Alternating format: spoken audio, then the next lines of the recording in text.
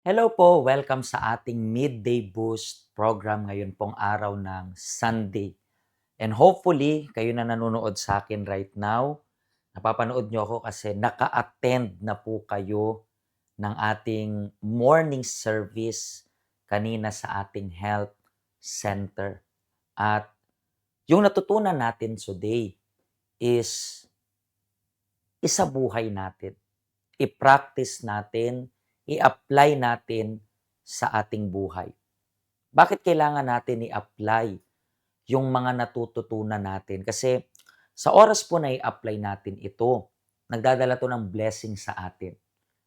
Alam po ninyo na yung blessing ng Diyos ay hindi automatic. Ibig sabihin, may kailangan kang gawin. Kailangan nating sumunod sa payo ng Diyos. And today's Sunday, kung hindi pa po kayo naka-attend, siguro for some reason, hindi po kayo naka-attend kaninang umaga. Make sure po na makaka-attend kayo. I really hope na dapat uma-attend po kayo ng morning service natin. Pero meron pa naman tayo sa hapon ng 3 p.m. at 5 p.m. So make sure rin na madala po yung invites ninyo para sa ating empowering OFW. Di na rin po ako magtatagal today. Nasa faith pa rin tayo ng 40 days of blessings. At katulad ng lagi naming ine-emphasize sa inyo, ang blessing ng Diyos ay hindi automatic. Ibig sabihin, kailangan nating sumunod. So yung blessing, makukuha lang natin kung susunod tayo sa mga payo ng Diyos. Saan ba natin nakukuha yung payo ng Diyos? Siyempre, sa salita ng Diyos. That's why we have given you itong bookmarker na to, which is you're going to write yung name po ninyo dyan sa lower part and even yung prayer request ninyo. And talking about itong prayer request, binibigay natin ito ng libre lang. And today po, meron tayong pag-uusapan na napaka-importante. Nasa day number 25 na po tayo ng 40 days ng blessing ng It Is Written. And tingin nyo po, nasa lagpas kalahati na po tayo.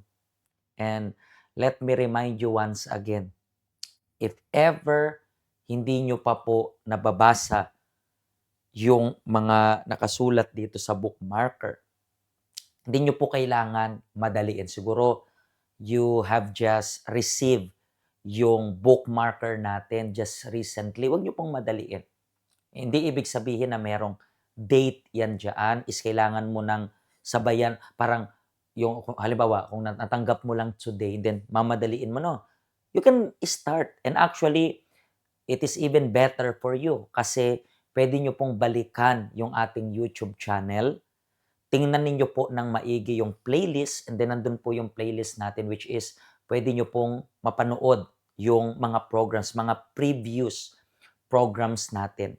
And then itong mga previous programs natin, pwede nyo pong sabayan. For example, kung nakukuha mo lang, pwede ka mag day 1 again. And then, basahin mo yung nakalagay sa bookmarker, panoorin mo yung videos ng Voice of Faith sa English ng 9 a.m. And then 12 nun dito sa Midday Boost sa Tagalog. So, pwede nyo po. And then, i-start mo yung journey mo sa Diyos na malakas, na matatag. Naunawaan nyo po ba? Kaya nyo po yan gawin. And today's topic is ito. May kailangan ka o siya ang kailangan mo? This is very deep na topic kasi tingnan niyo po, imagine niyo po kapag magpe-pray tayo o kapag mananalangin tayo, usually, for example, di ba may sulatan dyan ng prayer request. And normally, kapag may nagsusulat tayo ng prayer request, we write yung something na kailangan nating matanggap. At walang mali po dyan. Pero kailangan mo lang isipin kung ano ba talaga yung habol mo sa Diyos. That's why yung title is, may kailangan ka ba sa Kanya? O siya mismo yung kailangan mo? Ang habol mo ba ay ma-bless? Or gusto mong maging blessing kasi gusto mo na pumasok sa'yo yung Diyos? Para mas maintindihan natin, ito ay question rin ng Panginoon sa mga taong sumusunod sa Kanya. Nakasulat po sa verse of the day natin. Libro po ng Juan, chapter 6, mula verse 26. Sabi dito, sumagot si Jesus sa kanila, "Ang totoo, hinahanap niyo ako, hindi dahil sa mga nakita niyong himala, kundi dahil nakakain kayo ng tinapay at nabusog." Alam niyo po na itong mga taong ito, sila po yung sumusunod kay Jesus, 'di ba? Naalala niyo po na yung Diyos gumawa ng multiplication, na nakakain yung mga tao, dami-dami nila, nakakain yung mga tao. And tinanong sila, "Oh, sinasabi ko yung totoo, sinusundan niyo ako for something na material." And then tingnan natin kung ano pang sinabi ng Panginoong Hesus dito, 6:27 naman. "Huwag kayong magtrabaho para lang sa pagkaing nasisira, kundi para sa pagkaing hindi nasisira at nakakapagbigay ng buhay na walang hanggan." So tingnan niyo po yung first part diyan.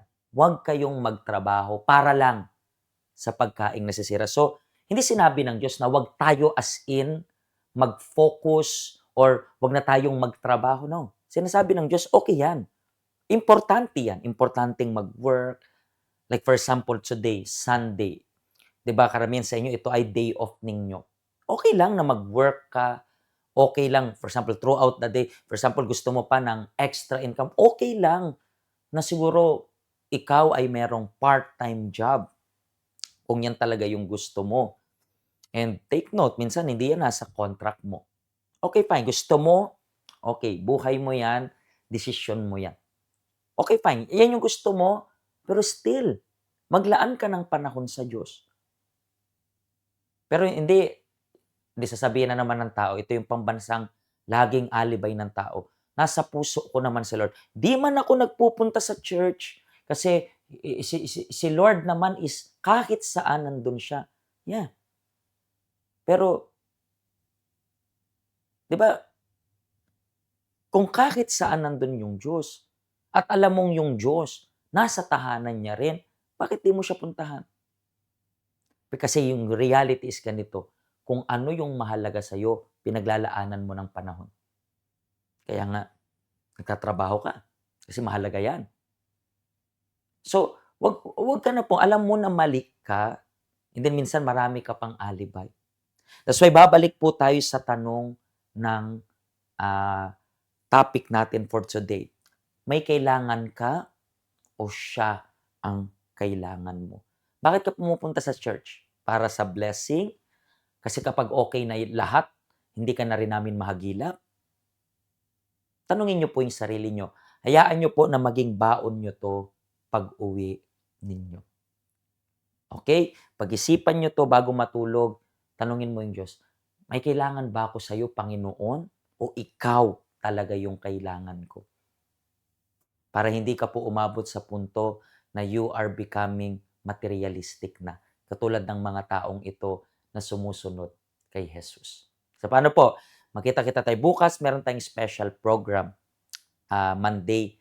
At kasama ko yung wife ko na gagawa ng program natin for tomorrow. So make sure na ko-connect po kayo tomorrow and i-share nyo po yung link para sa lahat. And kung natulungan po kayo ng program na ito, please, huwag po kayong magsawang i-share yung link na ito para sa lahat. Pagpalain po kayo ng Diyos.